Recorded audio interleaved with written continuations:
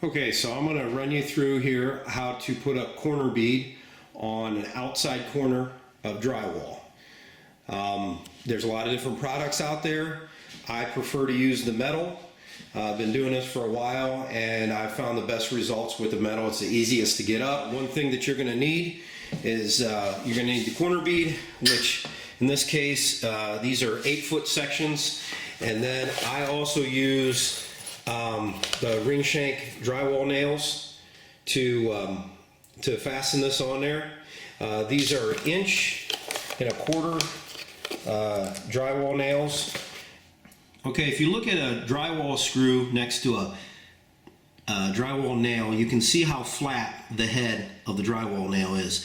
So that's why I prefer to use the drywall nail. When you put the nail into the corner bead, it lays much flatter and keeps the metal from puckering out. Okay, so first thing I need to do is I need to take a measurement here to see how long I have to cut my corner bead. You don't have to be real precise because there should be a little bit of gap on the floor. Okay, so I got my tape measure laid out here. One end is on the far end of the corner bead, and the other end here I'm going to cut at 92 1/4. Now you can do this one of two ways. You can take a Sharpie and mark 92 1/4, or if you just take your tin snips and you just want to cut it, be careful you don't cut your tape measure here, 92 1/4. Okay, you cut straight across on both sides, and then a little trick here. After you take that piece off, what you're going to want to do is you're going to want to cut these ends off. So a little trick that I do is I just cut back and cut the corners off, not all the way to the end, because you do want a little bit of material right here. And then I also do it at the other end as well.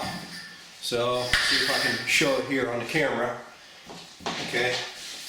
Just clip this off here, clip this off here, and you can see how that is, both sides. That prevents this corner from flaring out, and it gives you a little bit of rigidity because you still have some metal material here. Okay, so now I'm going to put up this piece of corner bead on my corner here. I want to make sure that there's no drywall sticking out on either side, either here or on the other side, and all screws are countersunks all the way down through here. So I'm going to just lay it up here, nice and easy. Okay, and I want to make sure that it's all the way up against the ceiling. I know you can't see that here on the camera, I'll show you in a second, but I do want it pressed up against the ceiling. If you're going to have a gap on the floor.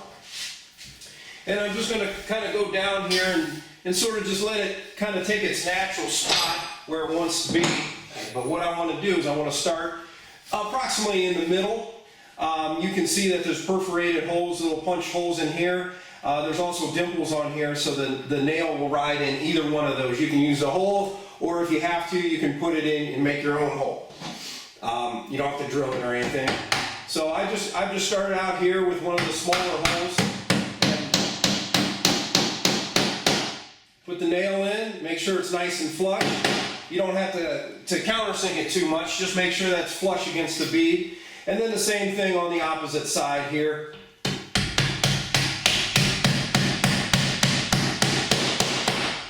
Okay, so both of those are in. They're not too deep, they're just flush with the metal here. And then I'm going to work my way up and work my way down. Since I'm already down here, I'll just go right here, approximately about 1 foot to 8 inches. And again, you kind of want to take a look at this and make sure that that metal's not flaring out either way, because again, you want a little space here and here so that the mud goes in here. This is going to be exposed. This metal edge will be exposed, but this is where you're going to finish. Actually, all the way out to here, you're going to finish with mud. Work my way down, kind of just check the corner bead as I'm going down, make sure it's not flared out.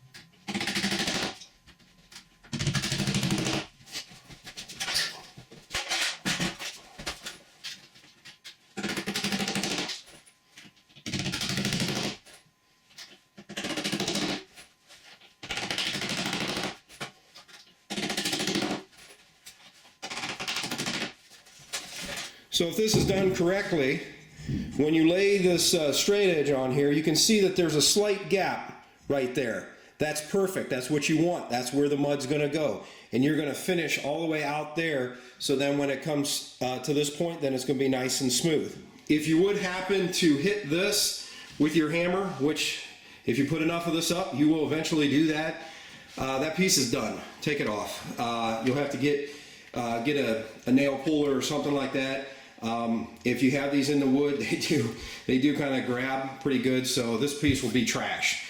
So make sure when you're doing this, you get a couple extra pieces for that, just in case. Be careful when you're nailing it in that you don't hit this. As long as you don't hit it, it'll be great. It'll look great when it's finished, and we'll run through some of that in next videos.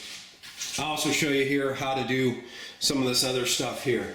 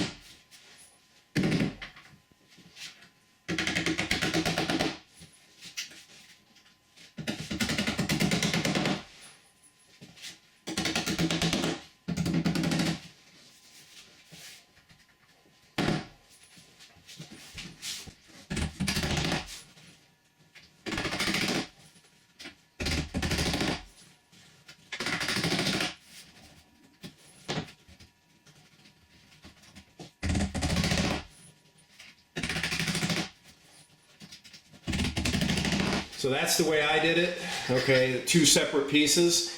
And then here's a alternative way of doing it, where you just have 1 piece. The only reason why I didn't do that is because I didn't have enough. I want to use 1 continuous piece all the way across, and then 1 continuous piece all the way down.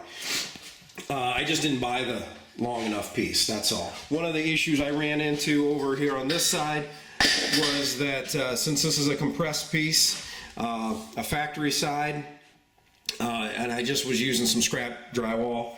That's why I did that. Normally you'd want to use a whole piece out here, but just trying to use my materials. I ran into an issue where, if you can kind of see how that piece moves around a little bit, okay? That will be an issue when I finish it. It could crack. So I either need to get that little movement out of there, or I need to tape that to prevent that. So the way to get that out would be to maybe put another nail in there so that this doesn't do that, doesn't wiggle around at all. It cannot move at all. I mean, maybe slightly a little bit, but that's too much. That is a potential for cracking. So you don't want to do that. You don't want to have that. So you can either tape it or run a nail in it. And then kind of the same thing up here with this joint. I just want to make sure that it's pretty much together. That mud's going to cover there, and you can get in, and you'll have a little bit of play, I guess. But anyway, that's basically it. Okay, all done here with this. So you can see I got the both of these inside corners here, or outside corners, I'm sorry, taken care of. Again, you want it nice and tight up against here, somewhat flush as best as you can. You can even take your hammer again and gently kind of tap that, shape that metal a little bit. But sort of the same thing, you're just putting it in, let it rest in its natural position. A little bit of pressure against this corner, and then put your nails on each side. So anyway, that gives you the rundown of what it is to use metal corner bead. Again, I prefer the metal. I've used the other stuff. I've used plastic. I don't really particularly care for some of the other things. Sometimes plastic is okay, especially if you're going around a curved archway, things like that. Again, this is the 1 1/4 by 1 1/4 metal corner bead. A couple things that I didn't hit on is I did show you on how to take a piece, make a cut right here, make your little flare cut, and then you can fold it back, and that would work for a corner, like a doorway. You can have another issue or another situation where you're going to want to use it for maybe like a soffit, like a corner of a soffit or something. So you can bend it the other way, and then you'll have a outside corner. Again, you want to make sure that this metal is nice and is bent nice and tight here. But you can see how it does give you a nice corner, nice edge there. Instead of meeting two of them up, that's a little bit nicer way of doing things. When you do that, or you have long runs, sometimes you will run into the fact where you will run out of corner bead and you have to put two pieces together. This is the way I like to do it. So I have one piece, like say this would be the end of the one piece, and the other piece is going to come up and kind of overlap that. Okay, so it's just going to, if you can see, it's just going to overlap that. Again, you're going to have a little bit of a joint, and you're going to have this metal here. If you take your hammer, you can sort of shape that, round that off, sand it to sort of hide it. Again, it's never going to completely go away, but if you do a good job finishing in the paint and all that stuff, it never really is anything that anybody notices. But you do want to have it sanded off or down so that you don't have any burrs that, in case somebody's rubbing their hand across it, would end up getting caught on there. So I hope this video helps you.